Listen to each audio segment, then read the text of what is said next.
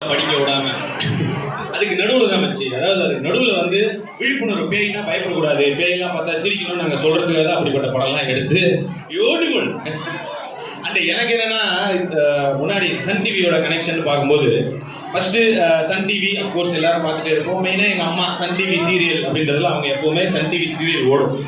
இல்லைன்னா எங்கள் அப்பா சன் நியூஸ் பார்க்கறது. அது நான் வந்து மோஸ்ட்லி வந்து ஆதித்யா டிவி இல்லைன்னா சன் மியூசிக் இது ரெண்டு பார்த்துட்டு இருந்தேன்.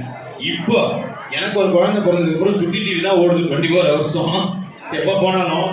அதுக்கு நடுவில் பார்த்தீங்கன்னா இப்போ நீங்களாம் பெற்றோர்கள்லாம் நல்லா பாதிக்கப்பட்டிருப்பீங்க. எப்போ போய் டிவியை போட்டாலும் அவங்க கிட்ட வீல்ஸ், அந்த பஸ்ஸு, உருளைக்கிழங்கு செல்லக்குட்டி, அப்புறம் வந்து பேபி ஷார்க்கு, இதை கேட்டு கேட்டு எனக்கு நல்ல சினிமா பாட்டெல்லாம் மறந்து போச்சு. இதுதான் அளவுக்கு. ஏன்னா குழந்தைங்களுக்கு வேறு வழியில் நம்மளும் குழந்தைங்களோட குழந்தைங்களும் ஆகணும்.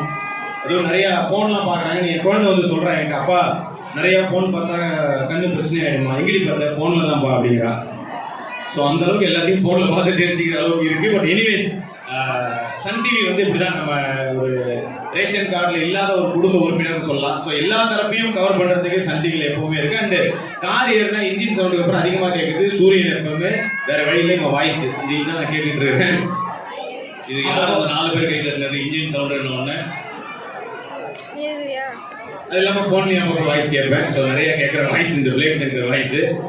ஸோ அதான் நீங்கள் வந்திருக்க எல்லாருமே வந்து இந்த ஏஜ்லேயே வந்து ஒரு டேலண்ட் இருக்கிறது ரொம்ப பெரிய விஷயம். ஏன்னா நான்லாம் அஃப்கோர்ஸ் இந்த ஏஜ்லலாம் வந்து எனக்கு வந்து இந்த முன்னாடி இருக்கிற பொண்ணு ஜடையை பிடிச்சி இருந்துட்டேன், பென்சில் திருட்டு, இப்படி தான் கம்ப்ளைண்ட் தான் வந்துட்டு இருக்கோம். பட் ஆனால் இவங்கெல்லாம் இந்த ஏஜ்லேயே வந்து அந்த பென்சிலை வச்சு அழகாக வரைஞ்சி ஏதோ ஒரு டேலண்ட் இதன் மூலமாக வெளிப்படுத்துகிறாங்க. இவங்களை நல்லா என்கரேஜ் பண்ணுங்க. ஏன்னா இவங்க இந்த டைம்ல இருந்து நீங்க என்கரேஜ் பண்ண ஆரம்பிச்சீங்கன்னா கண்டிப்பா ஃபியூச்சர்ல மிக பெரிய ஆட்களாக வந்து நிற்பாங்க. இன்னைக்கு அவ்வளோ பிளாட்ஃபார்ம் இருக்கு அவங்களுக்கு எல்லாருக்கும். நாட் ஓன்லி இந்த மாதிரி டேலண்ட் கிரிக்கெட் விளையாடுறாங்களா அதில் என்கரேஜ் பண்ணுங்க, இல்லை டென்னிஸ் விளையாடுறாங்களா, இல்லை ஸ்விம்மிங்கா, எல்லாத்துலையும் என்கரேஜ் பண்ணுங்க. அண்ட் பெற்றோர்களுக்கும் ஒரு சில நல்ல விஷயங்கள் சொல்றேன். தயவு செய்து அவங்க முன்னாடி வந்து நிறைய பொய் சொல்லாதீங்க. அவங்க சின்ன பொய்யா தான் இருக்கும், கிளம்பிட்டேன் அந்த வந்துகிட்டு இருக்கேன், இதோ இதை தாண்டிட்டேன் அப்படின்னு சொல்லாதீங்க. ஏன்னா குழந்தைங்களுக்கு தெரியும் என்ன வீட்டில் இருந்துட்டு பொய் சொல்றாங்கன்னு.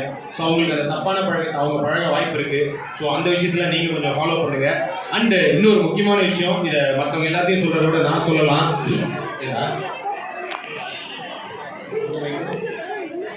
திருப்பி மஸ்தில் பேச பண்ணுவோம். ஸோ இதை நான் சொல்லலாம் என்னன்னா, இது வரைக்கும் என் வாழ்க்கையில நான் தண்ணி அடிச்சதில்லை, தம் அடிச்சதே கிடையாது. தயவு செஞ்சு நீங்களும் அதை ஃபாலோ பண்ணுங்க. குழந்தைங்களுக்கு, பெற்றோர்களுக்கு கைத்தட்டு நம்ம பூரா கொண்டு போய் வீட்டில் விட்டுட்டு போயிடக்கூடாது திறக்கடிக்கிறதுக்கு. ஏன் இதை சொல்றேன்னா, இதனால கண்டிப்பா கெட்டது மட்டும்தான். இதை நீங்க வந்து ஒழுங்கா ஃபாலோ பண்ணீங்கன்னா கண்டிப்பா உங்களை பார்த்து